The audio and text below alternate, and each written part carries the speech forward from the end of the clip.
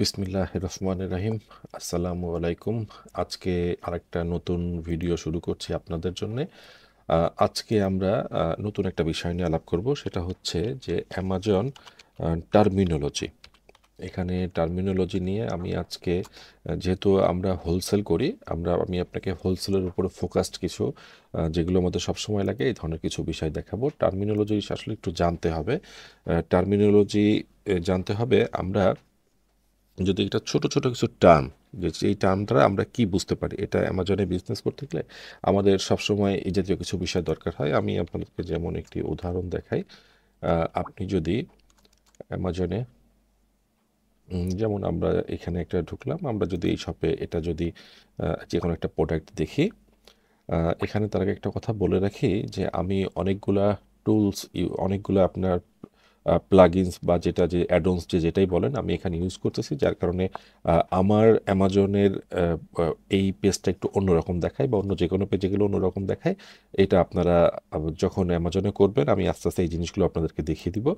এটা আপনাদের এরকম নাও দেখাতে পারে, এরকম দেখাবে না আপনাদের, ঠিক আছে? এটা এরকম দেখাবে না। এটার কোনটার কী কাজ আমি পরে আরেকদিন আরেকটা আপনার ভিডিওতে আমি এটা বলবো আপনাদেরকে, ঠিক আছে?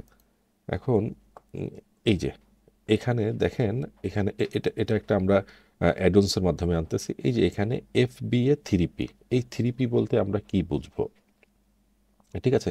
বা FBA বলতে কি বুঝবো, বা FBM বলতে কি বুঝবো, এই ধরনের কিছু টার্ম আছে, এইগুলোকে আমরা টার্মিনোলজি বলতেছি। এটাই দেখানোর জন্য আসছিলাম। আচ্ছা, আমরা তাহলে অ্যামাজন টার্মিনোলজি, আপনারা গুগলে সার্চ দিলে অ্যামাজন টার্মিনোলজির অনেক সাইট পাবেন, অনেক কিছু পাবেন। তবে আমি আপনাদের জন্য কিছু সিলেক্টেড কিছু টার্মিনোলজি রাখছি যেটা আসলে আমাদের প্রথমে জানতেই হবে।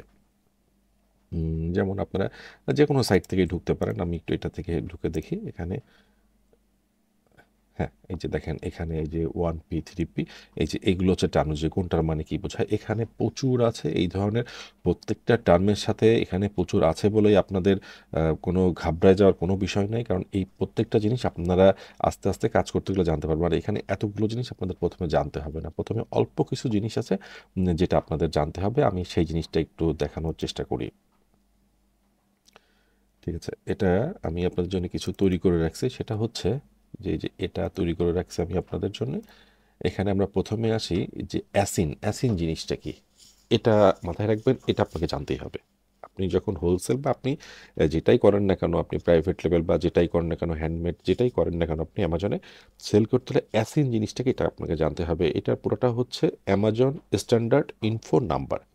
আচ্ছা, এই অ্যাসিনটা কোথায় পাওয়া যায়, কোথায় দেখতে পাওয়া যায়? অ্যাসিনটা হচ্ছে যেমন আমি এই প্রোডাক্টে ঢুকছিলাম, এটার দেখেন এই যে আপনার যে প্রোডাক্ট ডিটেলস পেজ, এখানে আপনি যদি নিচে আসেন, এটা আস্তে আস্তে আপনি পুরোটাই বুঝে যাবেন। এখানে এই দেখেন অ্যাসিন, এখানে অ্যাসিন জিনিসটা আছে, এই যে আইটেম ডিটেলসের মধ্যে এই দেখেন এটা, এটাকে আমরা অ্যাসিন বলছি। সেইটা আপনার 10টা ক্যারেক্টারের একটা নাম্বার। এটা এই যে এখানে অ্যাসিন লেখা থাকে, যে এটাই হচ্ছে অ্যাসিন। এই জিনিসটা আপনার সবসময় কাজে লাগবে। এই জিনিসটা আবার আপনি পাবেন যখন আপনি আরেকটু অ্যাডভান্স হয়ে যাবেন, তখন দেখেন এটা কিন্তু এই যে এখানে আছে, এখানে তাকালে আপনি বুঝতে পারবেন। দেখেন এইটা আর এটা কিন্তু একই জিনিস।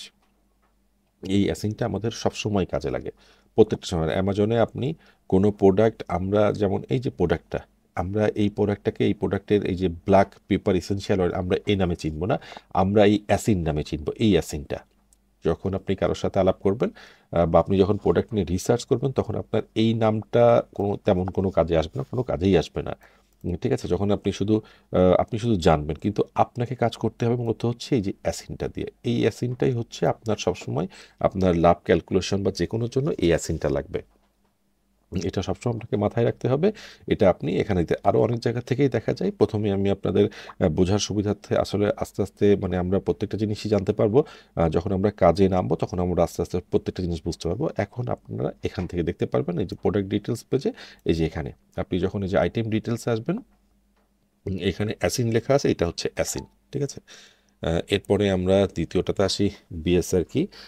বিএসআর নিয়ে আমার পুরো একটা ভিডিও করা আছে। বিএসআর নাকি এটা হচ্ছে বেস্ট সেলার র্যাঙ্ক। এটা যারা হোলসেল করেন বা যারা করতে চাচ্ছেন, এতে তাদের জন্য এটা খুবই খুবই ইম্পর্ট্যান্ট একটা জিনিস, খুবই ইম্পর্ট্যান্ট একটা জিনিস। এখন আপনি এটা বিষয়টা হচ্ছে যে এটাও আপনি এখানে পাবেন। ঠিক আছে, এই যে আপনার আমি বলতেছি একটু দেখি।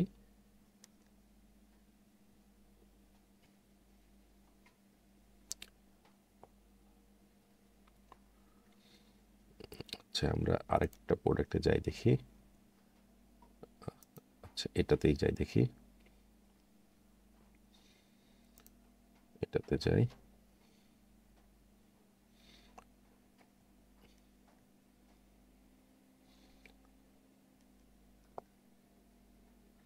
এই দেখেন, এটা হচ্ছে বেস্ট সেলার র্যাঙ্ক। এটা হচ্ছে যে আপনার ক্যাটাগরিতে হেলথ অ্যান্ড হাউসহোল্ড ক্যাটাগরিতে এই প্রোডাক্টটার অবস্থান হচ্ছে 224। ঠিক আছে, আর আপনার herbal and nutrition sleep supplements এখানে হচ্ছে এটার অবস্থান হচ্ছে 19। এটা হচ্ছে তার মানে ক্যাটাগরির মানে হেলথ অ্যান্ড হাউসহোল্ড হচ্ছে মূল ক্যাটাগরি, আর এটা হচ্ছে সাব ক্যাটাগরি। ঠিক আছে, এই বিএসআর জিনিসটা আমাদের সব সময় লাগবে। এটা আমি আমার গত ভিডিওতে আমি এটা নিয়ে পুরো একটা মানে ভিডিও তৈরি করেছি, এখান থেকে আপনারা সব কিছু জানতে পারবেন, সব কিছু বুঝতে পারবেন। তারপরে সংক্ষেপে এখানে বলে দিই, এখানে অ্যাসিনটা হচ্ছে এভাবে কাজ করে। এটা হচ্ছে অ্যামাজনের নিজস্ব একটা অ্যালগোরিদমের উপরে অ্যামাজন, দুঃখিত, অ্যাসিন না, বিএসআর যেটা বেস্ট সেলার র্যাঙ্ক, এটা হচ্ছে অ্যামাজনের নিজস্ব একটা অ্যালগোরিদম, অ্যামাজন কখনোই বলে না। তবে আমরা যেটা বুঝতে পারি যে যেই প্রোডাক্টের আপনার বিএসআর যত কম, সেই প্রোডাক্টটা তত বেশি সেল হয়। আপনার এইটার বিএসআর 224, তো যেটার বিএসআর আপনার 50,000, সেটা কিন্তু এই পরিমাণ সেল হয় না। ঠিক আছে, সেটা আপনার এই প্রোডাক্টটা কি পরিমাণ সেল হয় আমরা একটু দেখি, এখানে দেখা যায় নাকি। এটা বিভিন্ন টুলস থেকে আমরা দেখতে পারি, যেমন এই প্রোডাক্টটা 3,000, গত মাসে 3,000 পিস সেল হয়ে গেছে। ঠিক আছে, এইটার বিএসআর হচ্ছে 224। কিন্তু যেটার বিএসআর এই সেম ক্যাটাগরিতে আপনার 50,000 বা 60,000 বা 70,000, সেটা কিন্তু এই 3,000 এই পরিমাণ সেল হয় না, সেটার সেল কিন্তু অনেক কম। ঠিক আছে, এইটা আমরা বিএসআর থেকে বুঝতে পারি। আপনি যে এখানে দেখলে বুঝতে পারবেন যে এই ক্যাটাগরিতে যে বিএসআরগুলো, যেই অ্যাসিনগুলো আছে, যে আমি যেটা বললাম যে আপনাকে অ্যাসিন হিসাবে জানতে হবে, যে এখানে যে এই ক্যাটাগরিটা ছিল হচ্ছে যে হেলথ অ্যান্ড হাউসহোল্ড, এটা হচ্ছে 1 নম্বর। এটা যে পরিমাণ সেল হয়, যে এটা হচ্ছে 2 নম্বর, এটা হচ্ছে 3, এটা হচ্ছে 4। ঠিক আছে, এদের সেলসের পরিমাণে একটা ডিফারেন্স আছে। তবে এটা যে শুধু সেলসের উপর বিএসআরটা নির্ভর করে সেটা না, তবে আমরা বুঝতে পারি যে যেটার আপনার বিএসআর কম, সেটার সেলস বেশি হয়। এটা হচ্ছে বোঝার একটা মানে খুব ভালো রাস্তা। কারণ আপনি যেহেতু হোলসেল করবেন, যেহেতু আপনি চাবেন যে আপনার আইটেমটা আপনি যেই পরিমাণ আপনি ইনভেন্টরি তুলবেন, আপনি চাবেন যে আপনার ইনভেন্টরি খুব তাড়াতাড়ি শেষ হয়ে যায়। যদিও শেষের আগে আপনি আবার তুলবেন, কিন্তু যত সেলস বেশি হবে তত তো আপনার জন্য বেনিফিটেড, তাই না? এটাকে আমরা বিএসআর বলতেছি। আর বিএসআর সম্বন্ধে জানতে চাইলে আপনারা আমার এখানে আমি আরেকটু দেখিয়ে আসি, সেটা হচ্ছে যে আপনারা ইউটিউবে গিয়ে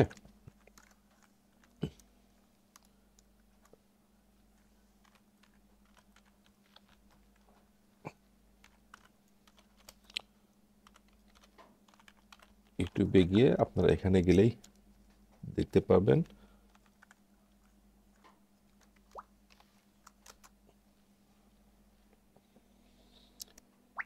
এই যে আপনাকে আমি যেটা বলতেছিলাম যে আমার এই চ্যানেলটাতে, এই যে এখানে এই যে বিএসআর নিয়ে আমি এখানে বিস্তারিত খুব মানে আলোচনা করেছি। এখানে এই ভিডিওটা দেখে নেবেন, তাহলে বিএসআর নিয়ে আপনাদের আর কোনো মানে অজানা কোনো কিছু থাকবে না। ঠিক আছে, তাহলে আমরা এটা জানতে পারলাম যে বিএসআর জিনিসটা কি, বেস্ট সেলার র্যাঙ্ক, এবং কিভাবে দেখতে হয়। আর এফবিএম হচ্ছে আপনি যখন অ্যামাজনে কোনো প্রোডাক্ট অ্যাড লিস্টিং করবেন, যেমন একটা জিনিস অ্যামাজনে আগের থেকে সেল হচ্ছে, আমি যে প্রোডাক্টটা বলতেছিলাম, ধরেন এই প্রোডাক্টটা অ্যামাজনে সেল হচ্ছে। এখন এটা আপনি যখন অ্যাড লিস্টিং করবেন, এটা নিশ্চয়ই কেউ সেল করতেছেন। যেমন এখানে এই যে নিলো নিউট্রিশনস, তারা সেল করতেছে। ঠিক আছে, এখানে সেলার আছে আপনার 2 জন। ঠিক আছে, আপনি যখন তৃতীয় জন হবেন, তবে একটা প্রোডাক্ট সেল করার আগে কিন্তু আপনাকে একটা বিষয় জানতে হবে, সেটা হচ্ছে যে আপনাকে কিন্তু এই ব্র্যান্ড অ্যাপ্রুভালও থাকতে হবে, এবং ব্র্যান্ডের কাছ থেকে কিনতে হবে অথবা ডিস্ট্রিবিউটর কাছে কিনতে হবে। এটা কিন্তু অ্যামাজনে একটা প্রোডাক্ট সেল করার প্রাইমারি শর্ত। একটা প্রোডাক্ট প্রফিটেবল হইলেই যে আমরা সব প্রোডাক্ট সেল করতে পারি, ব্যাপারটা কিন্তু এরকম না। এটা ব্র্যান্ড অ্যাপ্রুভাল থাকতে হয়। ঠিক আছে? আর এখানে শর্তটা, এখানে প্রোডাক্টটা দেখানো, আপনি যখন তৃতীয় নাম্বার লিস্টেড হবেন তখন আপনাকে সিলেক্ট করতে হবে যে প্রোডাক্টটা আপনি লিস্টিং করতেছেন, প্রোডাক্টটা সেন্ড করবে কে? আপনি কি কাস্টমারকে সেন্ড করবেন নাকি অ্যামাজন সেন্ড করবে?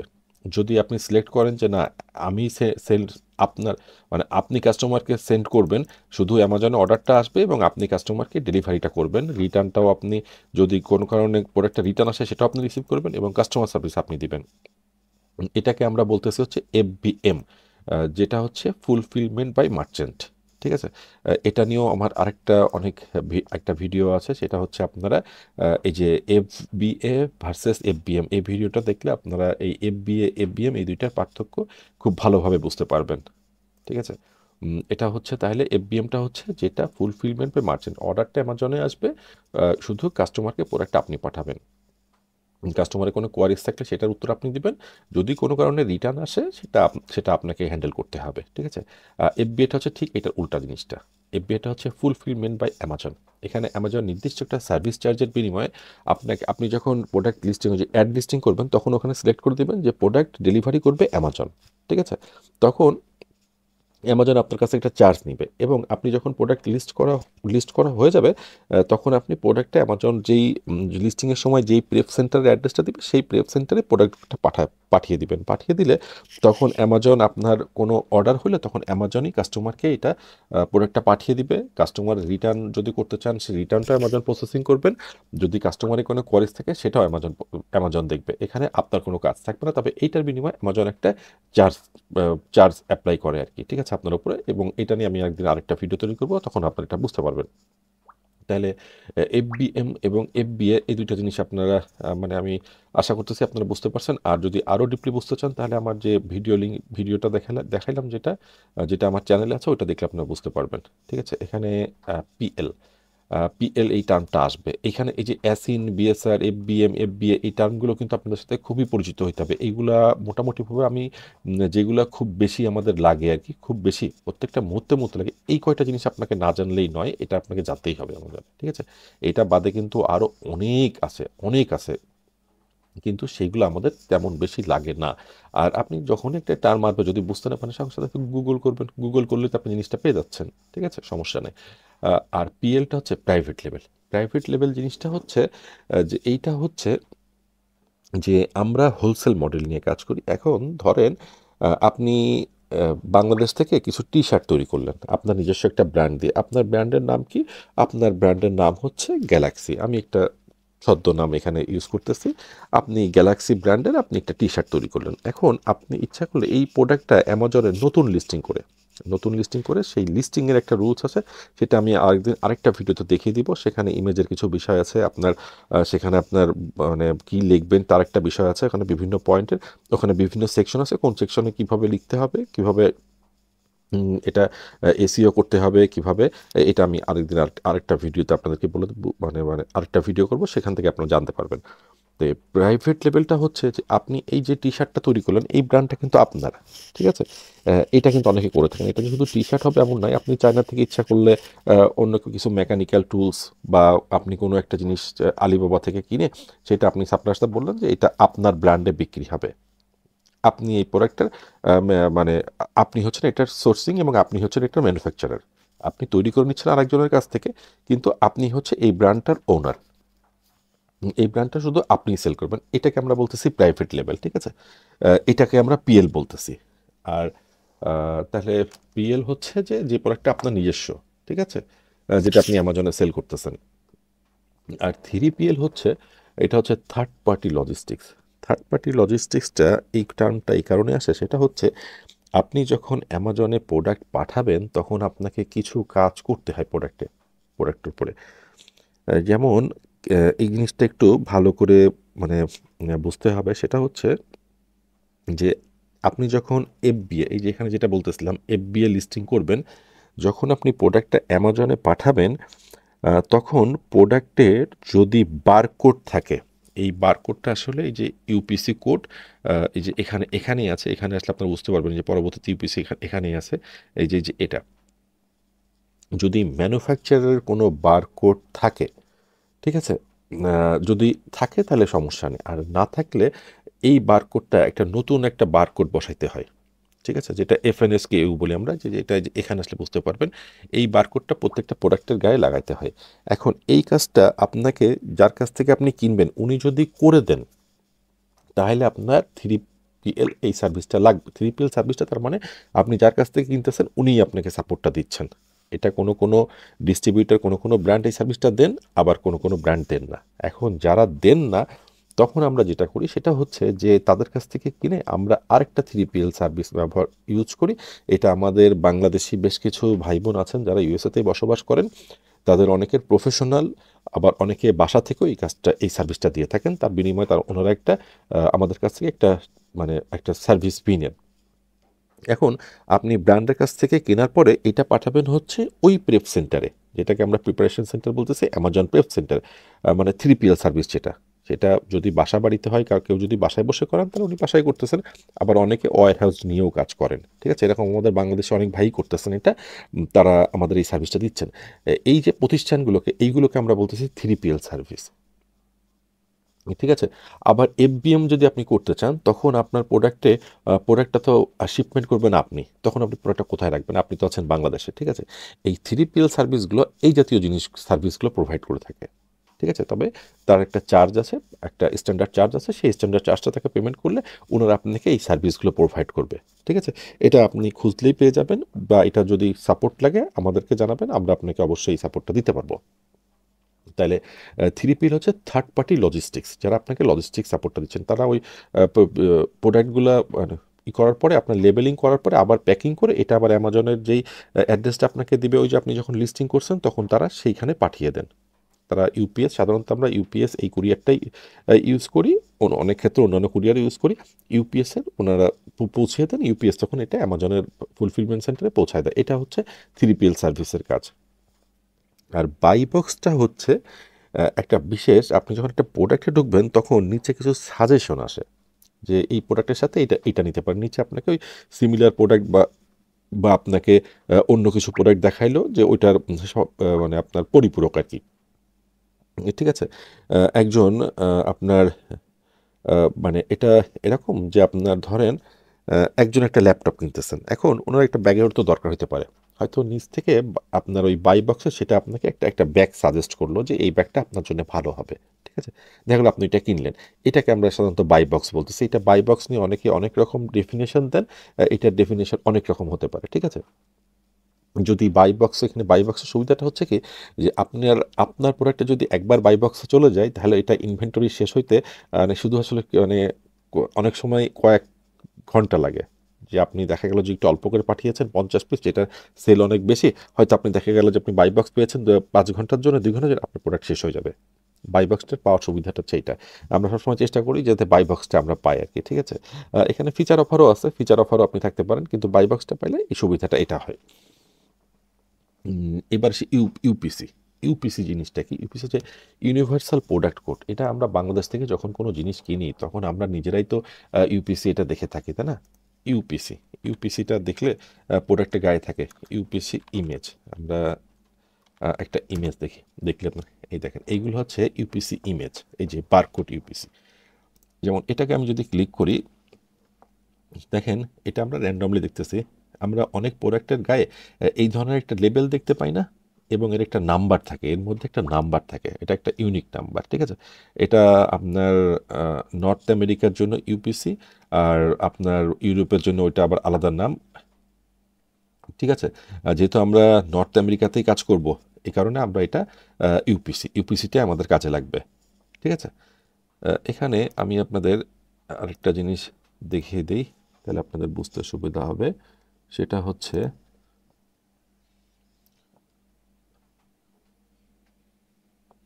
এই যে কোনো ইউপিসি দিয়ে আপনি কোনো প্রোডাক্ট এখান থেকে সার্চ করতে পারবেন, ঠিক আছে। যেমন আপনি যদি চিন্তা করেন এই যে প্রোডাক্টটা ছিল, এটার একটা ইউপিসি নাম্বার আছে।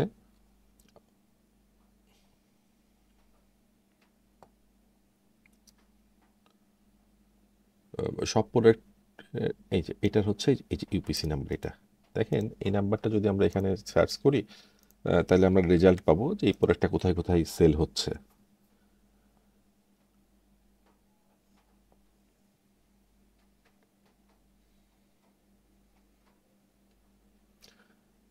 এটা আপনার উত্তর আমেরিকার জন্য ইউপিসি এবং ইউরোপের জন্য ইএএন, ঠিক আছে?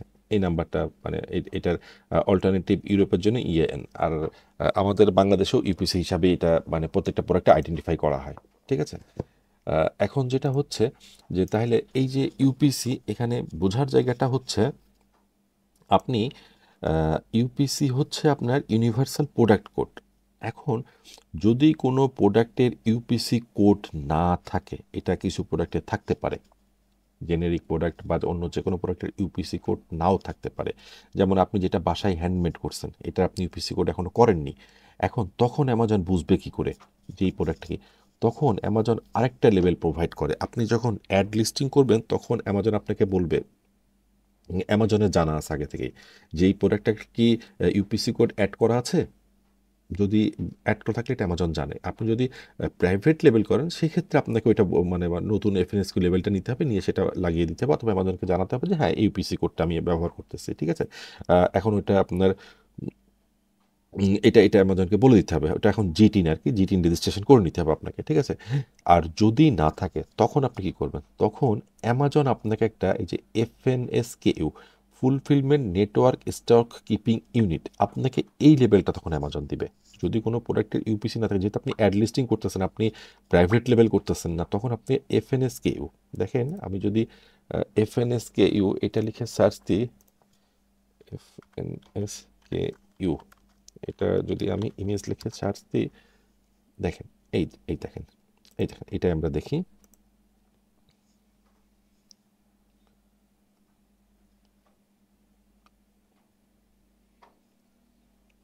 দুঃখিত,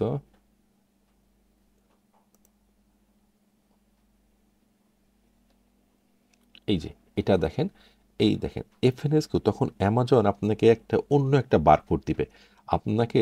তার মানে এই দুইটার একটা, এই যে ইউপিসি অথবা এফএনএসকিউ, এই দুইটার একটা আপনার থাকতেই হবে, নাহলে অ্যামাজন বুঝতে পারবে না যে এই প্রোডাক্টটা কার প্রোডাক্ট বা কোন প্রোডাক্ট এই প্রোডাক্টটা, ঠিক আছে? যেহেতু ওখানে ওখানে বারকোডে স্ক্যান হবে, এই প্রোডাক্টটা কার প্রোডাক্ট এবং কোন প্রোডাক্ট, এইটা অ্যামাজনকে বুঝতে হলে ইউপিসি অথবা এফএনএসকিউ যে কোনো দুইটার একটা থাকতে হবে আপনাকে। যদি ইউপিসি থাকে এখানে মানে একটু চালাকিটা হচ্ছে, যদি ইউপিসি থাকে তাহলে আপনি আর এফএনএসকিউ নেবেন না, এফএনএসকিউ লেভেলটা আবার প্রোডাক্টে লাগাইতে হবে। যদি লাগাইতে হয় এইটার জন্য ওই যে 3PL সার্ভিস বললাম, সে কিন্তু আপনার কাছে একটা চার্জ নিবে। যদি অ্যামাজন এটা সাপোর্ট করে যে ম্যানুফ্যাকচারের ইউপিসি আছে, তাহলে সেক্ষেত্রে আপনি ওইটা সিলেক্ট করে চলে যাবেন, এটা আপনার জন্য টাকা সাশ্রয়ী হবে, ঠিক আছে? আর যদি না থাকে সেক্ষেত্রে আপনাকে এফএনএসকেইউ এই লেভেলটা নিতে হবে অ্যামাজনের কাছ থেকে, এবং এই লেভেলটা নিয়ে আপনি প্রিন্ট করে প্রোডাক্টে বসাতে পারবেন। আর এসকিউ হচ্ছে স্টক কিপিং ইউনিট। আপনি যখন একটা প্রোডাক্ট অ্যামাজনে অ্যাড লিস্টিং করবেন তখন আপনার একটা এসকিউ থাকতে হবে। এটা হচ্ছে আপনার নিজস্ব ইনভেন্টরি সফটওয়্যার যদি থাকে সেটা মেনটেন্যান্স করার জন্য, বা আপনি যদি কোনো এক্সেল শিটে মেনটেন করেন, এইটার জন্য আপনার আপনার নিজেকে তো জানতে হবে যে আপনি কোন প্রোডাক্ট পাঠিয়েছেন, তাই না? তখন আপনি নিজস্ব একটা নাম দিবেন, নাম দিয়ে সেটার একটা এসকিউ তৈরি করবেন যে স্টক কিপিং ইউনিট, যে আমার এই স্টকটা আপনার নিজের বোঝার জন্য এটা অ্যামাজনই আপনাকে একটা এই নামটা আপনি নিজেই দিবেন। যখন অ্যামাজন আপনাকে এই নামে চিনবে, ওই প্রোডাক্টটা অ্যামাজন এই নামে চিনবে যে এসকিউ হচ্ছে এইটা, ঠিক আছে? আর ভেরিয়েশন জিনিসটা হচ্ছে যে এইটা নিয়ে আগে কিছু বিষয় ছিল। ভেরিয়েশন হচ্ছে যে একটা প্রোডাক্টের যে many products have one main item with option for size, colour, flavour, pack, sizes. আপনি চিন্তা করেন যে একটা টি শার্টের তো আমরা দেখি না যে ডাবল এক্সেল, এক্সেল, এম, এল, এস, এ ধরনের বিভিন্ন সাইজ হয় না? এইগুলোকে আমরা ভেরিয়েশন বলতেছি। অথবা বিভিন্ন খাবারের আপনার এই যে ভ্যানিলা ফ্লেভার, স্ট্রবেরি ফ্লেভার, এই ধরনের কিছু ফ্লেভার থাকে না? এখন এইটা তো আপনাকে বুঝতে হবে যে আপনি একটা আইটেম নিচ্ছেন, আপনি আসলে কোন আইটেমটা কী পরিমাণ আপনি মানে অ্যামাজনে পাঠাবেন, ঠিক আছে? এখানে আমরা এটা এই কারণে বলতেছি যে আগে একটা সমস্যা হইতো, ধরেন অ্যামাজনে একটা জিনিসের ৫টা ভেরিয়েশন আছে। এখন এর মধ্যে সবসময় একটা জিনিস লক্ষ্য করবেন যে একটা ভেরিয়েশন কিন্তু বেশি সেল হয়। দেখা গেল যে একটা কালারের ভেরিয়েশন, একটা কালার বেশি সেল হচ্ছে। এখন কোন কালারটা বেশি সেল হচ্ছে এইটা কিন্তু আগে বোঝা যাইতো না, বা কোন ভেরিয়েশনটা বেশি সেল হচ্ছে এইটা আগে বোঝা যাইতো না। এটা না আমরা, যার জন্য ভেরিয়েশন, যেখানে যেই প্রোডাক্টের ভেরিয়েশন আছে এইটা আমরা অ্যাভয়েড করতাম। কিন্তু এখন অ্যামাজন এটা বুঝে গেছে যে তাদের মানে অ্যামাজনের যারা সেলার তারা এটা নিয়ে একটা সমস্যায় পড়তেছেন এখন, যার কারণে অ্যামাজন যেটা করে সেটা হচ্ছে যে দেখেন আমরা এই প্রোডাক্টটা দেখছিলাম না যে 3000 পিস সেল, দেখেন এখানে কিন্তু কিছু ভেরিয়েশন আছে। দেখেন এখন যদি আমরা ভেরিয়েশন চেঞ্জ করি, দেখেন এটার কিন্তু এই দেখেন এটার কিন্তু চেঞ্জ হয়ে গেছে, এটা কিন্তু 8,000 পিস সেল হয়।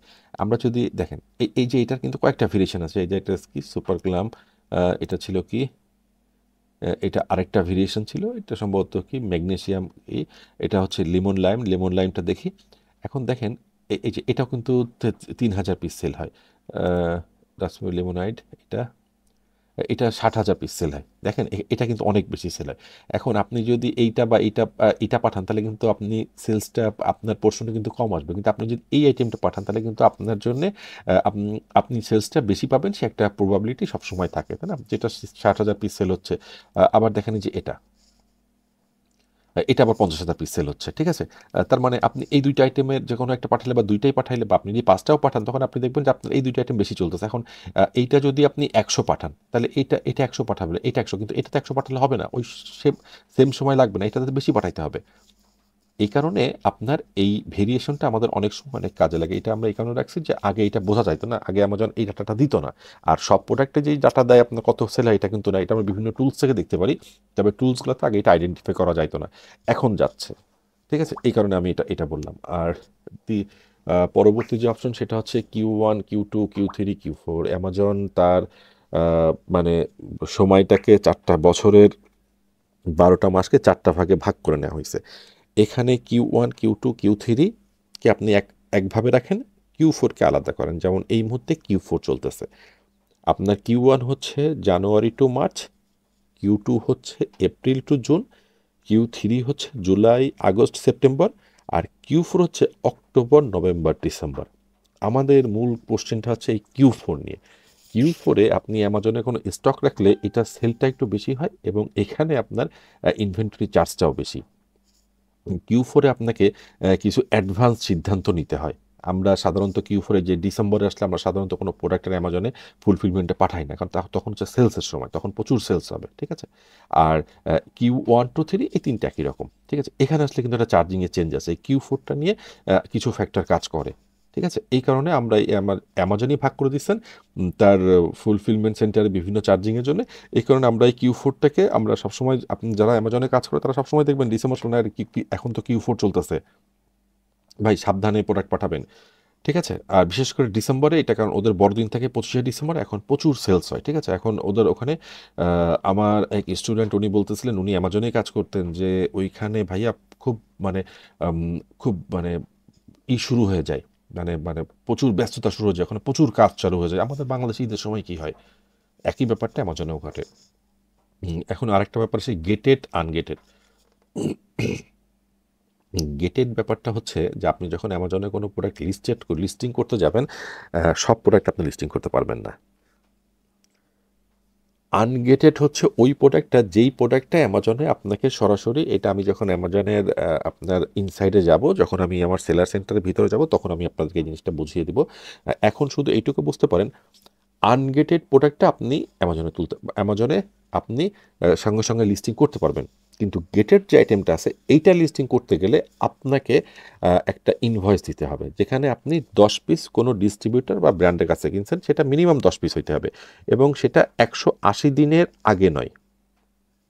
আপনি যদি আজকে প্রোভাইড করেন, আজকে থেকে 6 মাসের আগের ইনভয়েস নয়, এরকম একটা ইনভয়েস দিয়ে এইটাকে গেটেড থাকবে, সেটাকে আনগেট করতে হবে। এটা আরেকটু অ্যাডভান্স বিষয়, এটা মানে পরবর্তীতে আমি এটা নিয়ে আরেকটা ভিডিও তৈরি করবো, সেখানে আপনারা বুঝতে পারবেন বিষয়টা ক্লিয়ার। যারা এটা নিয়ে সমস্যা, যারা আসলে নতুন, তাদের একটু সমস্যাটা হয় গেটেড আনগেটেড নিয়ে। আনগেটেড প্রোডাক্টটা আপনি সঙ্গে সঙ্গে অ্যামাজনে আপনি যে কোনো ডিস্ট্রিবিউটর বা ব্র্যান্ডের কাছ থেকে নিয়ে আপনি সরাসরি লিস্টিং করে ফেলতে পারবেন, কোনো সমস্যা নেই। কিন্তু আর এই আনগেটের সীমাটা বাড়তে থাকে, যখন আপনার সেলস বেড়ে যায়, যখন আপনার আইটেম বেড়ে যায়, তখন আনগেটের সীমাটা বেড়ে যায়, আনগেটের পরিধিটা বাড়তে থাকে, আস্তে আস্তে আনগেটের পরিধি বাড়তে থাকে। আর আপনি গেটেড প্রোডাক্টও আনগেটেড করতে পারবেন, কিন্তু সেটার জন্য আপনার একটা ইনভয়েস দরকার হবে। এখন এখানে একটা শর্ত আছে যে সব সিদ্ধান্ত অ্যামাজনের উপর নির্ভর করে। এখন আপনি একটা প্রোডাক্ট 10 পিসের একটা ইনভয়েস দিলেন, এখন ওই প্রোডাক্টটা যদি অ্যামাজন আপনাকে আনগেট না করে দেয়, সব প্রোডাক্ট আপনাকে তো আনগেট করে দিবে না। আপনার সেলার সেন্টার একটা সময় সব প্রোডাক্টই আনগেট হবে, কিন্তু সেটার জন্য সময় লাগবে। এখন এ কারণে প্রথমে যারা ব্যবসা করতে যান তাদের মধ্যে এটা নিয়ে খুব একটা টেনশন কাজ করে, এবং তারা এটা নিয়ে খুব চিন্তিত হয়ে পড়েন, ঠিক আছে? এখন আসি আহ, আন এখন আসি হ্যাজমাত প্রোডাক্ট নিয়ে। হ্যাজমাত প্রোডাক্ট বা hazardous materials, this items may be flammable, dangerous, corrosive. এটা হচ্ছে কি, আপনি চিন্তা করেন দিয়াশালাই, ব্যাটারি, ঠিক আছে, আপনার কাচের, চীনামাটির কাপ পিস, এইগুলা, এই জিনিসগুলা পরিবহন করা একটু কষ্টকর না? এবং এগুলো বিশেষ র্যাপিং করে পরিবহন করতে হয় না? এই জাতীয় আইটেমগুলো অ্যামাজন বলতেছে হ্যাজম্যাথ আইটেম, ঠিক আছে, হ্যাজার্ডিয়াস ম্যাটেরিয়ালস। এই জিনিসগুলা অ্যামাজনে নিজেই জানে, এইটার জন্য বিশেষ কিছু প্রিকশন ব্যবস্থা নিতে হয়, এই জন্য আমরা এটা হ্যাজার্ডিয়াস ম্যাটেরিয়াল বলি। আর এইটা আপনারা যখন প্রথম লিস্টিং করবেন তখন এই হ্যাজম্যাথ প্রোডাক্টটা একটু অ্যাভয়েড করার চেষ্টা করবেন।